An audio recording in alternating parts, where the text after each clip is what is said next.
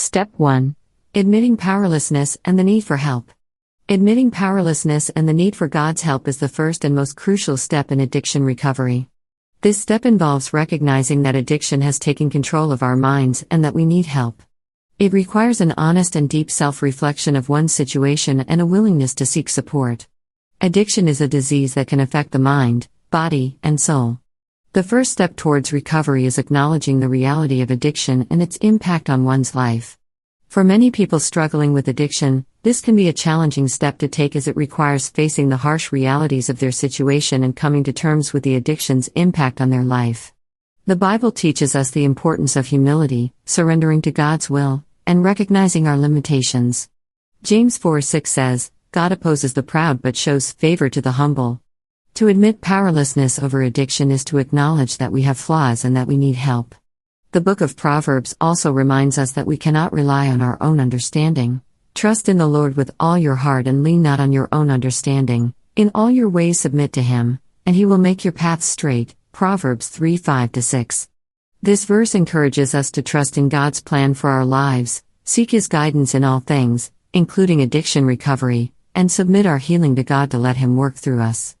As an addict, it's easy to feel like you're powerful and in control, but if you have tried to stop your addiction, whether it be drugs, alcohol, pornography, food, gambling, etc., and you keep going back to it, even though you don't want to, this shows the powerless nature of our mind and body without Christ.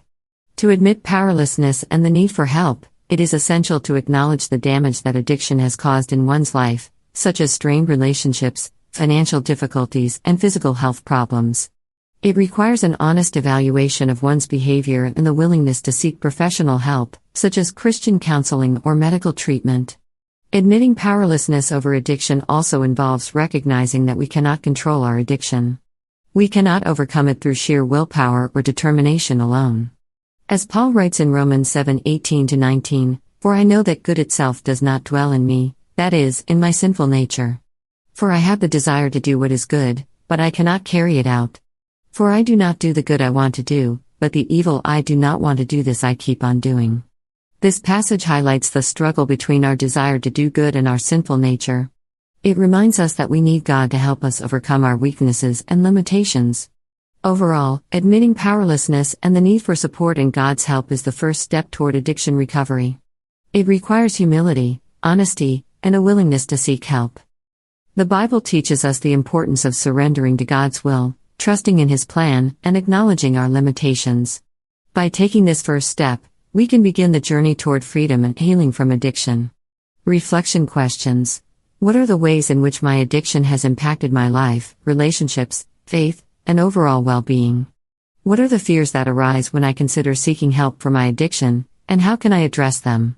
How can I cultivate a sense of humility and openness to receiving help and support from others? And He gives grace generously.